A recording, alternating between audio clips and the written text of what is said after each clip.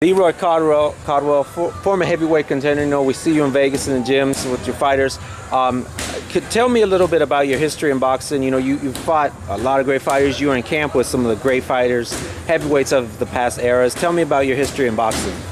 Well, I started boxing back in 1968. Went to the gym. I didn't really plan on being a fighter, you know. I just went into the gym, you know, in the hands of somebody else, you know, that told me I should be a world champion. I could be a world champion because of the way I was built and stuff like that, you know.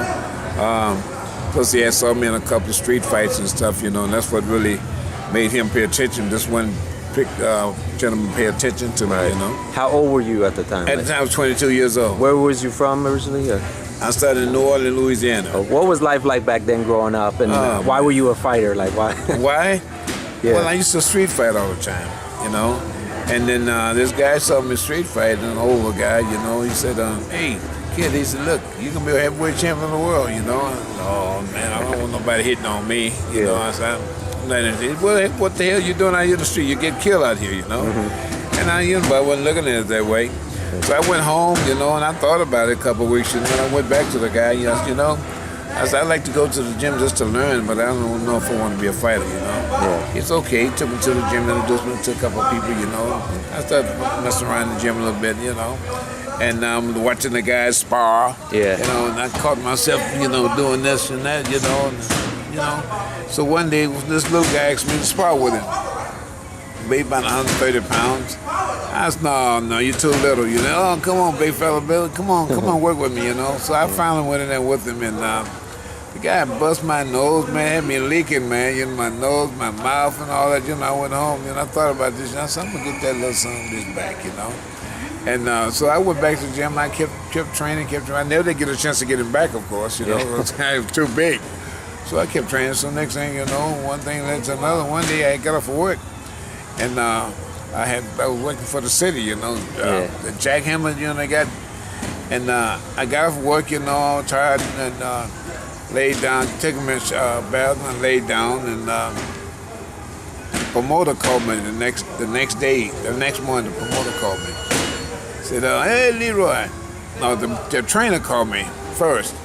"Hey, Leroy, the promoter want to talk to you." The promoter want to talk to me. Yeah, you know, he been hearing a lot about you. Want to talk to you, okay? Yeah. So okay, I got on the phone, and he said, "I want you to do me a favor." I said, "Do you a favor? And who are you?" You know, he said, "I'm the promoter, Lou Skuski or something like that." He said, "I'm the promoter. We're putting on the fight tomorrow night. You know, I mean tonight. You know, tomorrow night." And one of the guys fell out, and I'd like for you to fight. You know, I said, "Oh, no, I'm not." You know, he said, "I heard a lot about you. You do good, you know." He said, "I'll tell you what, I'll make it worth your while." I said, "Okay, what's that?" You know, he said, "We'll give you $50 for 4 rounds." I said, $50 for 4 rounds? Shit, that sounds good, you know. I can pay a little rent, I can party, I can eat, you know what I'm saying? With $50, of course I'll fight. What year was this? Like 68. Oh, wow, okay. You know? And, no, 69, I'm sorry, okay. 69. And so I went to the weigh-in. And I got on the scale, I weighed 192 pounds, and the other guy weighed 260-some pounds, you know? Okay. And I looked at the guy, I said, Jesus Christ. I said to the so-called coach I had, I said, man, I'm going to be fighting that big guy. You know, at that time, heavyweights didn't make no difference. You're over 175 pounds, you're heavyweight, you know? Yeah. I said, man, that guy big. He said, I told you I'm going to get you, you know. You always mess around all these girls, these women, this and that, you know. I told you I'm going to get somebody to whip your ass, you know. Whoa. I said, okay. I said, I ain't going nowhere. I'm not scared, you know. Yeah. So the guy got on the scale. He weighed 262 pounds, like I said, you know. I said, man, and it looked like he gained more weight after he got on the scale and looked at him, you know. I said, oh, shit. But anyway, fight that night, you know. Back then, you know, you weigh the same night you fight, you know. And got in the scale, and they called and announced him from Beaumont, Texas. He weighed 262 pounds. I looked at him like he gained another 100 pounds. I said, holy shit. The guy was real black and had red eyes. I mean, real black and had red eyes. Looked like the devil, man. I said, Jesus Christ. But anyway, the guy came out, man, he, boom, hit me with a couple of jabs in the face, and boom, you know, forehead. I feel shock all down the here, you know. And then, come back out and he tried to hit me again with the same shot. I slipped it, hit him right hand, left hook, and knocked him out first round. Wow. Then did you get a rush from that and say, Man, hey, I can do I thought I was this? the baddest man in the world. I thought I was, oh man, I said, can't nobody beat me. Yeah. That's what I'm saying to myself,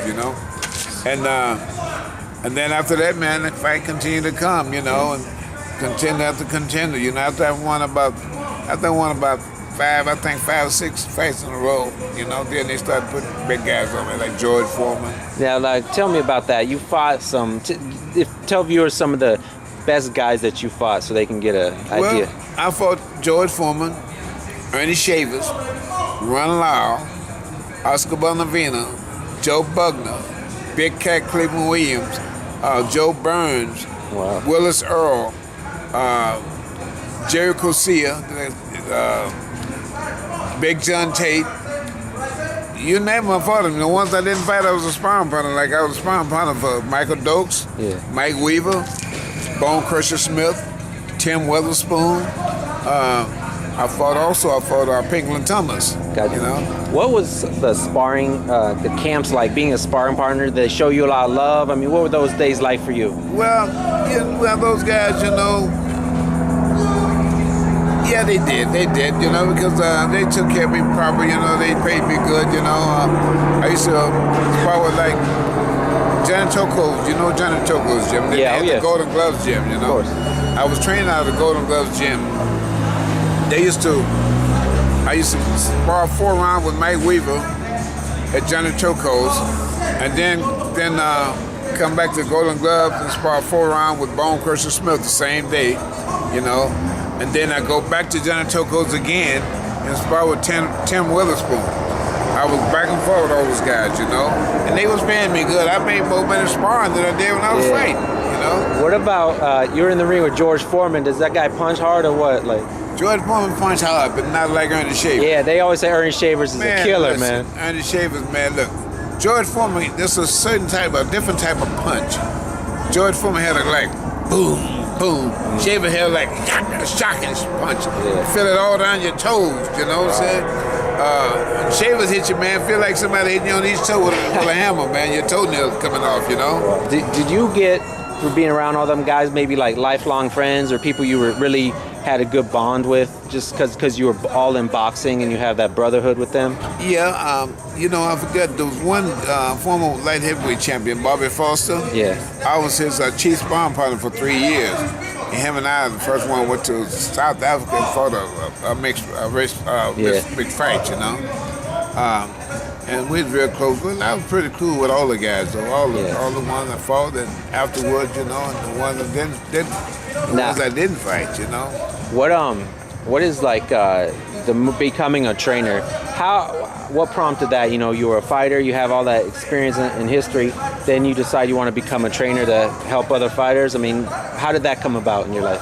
Well, I'm a people person, and I always want to stay involved and get involved with the boxing and stay involved with the boxing. I felt, that all the guys I fought, and not getting seriously hurt, you know what I'm saying? I feel like I got something to share to offer, These younger fighters, the ones that want to learn, I feel I have a lot to offer them, So this is what really brought me into boxing, get some of these youngsters off the streets and stuff like that, where they wanted to go through a lot of stuff that I went through, Gotcha. That's mainly why I did it. And now we're going to talk about, you're going to be writing a book soon. Tell me a little more about that. Yeah, I'm writing a book, I was incarcerated from 15 to 22,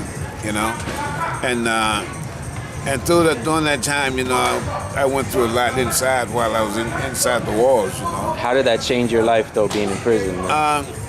It gave me time. It gave me time to think, and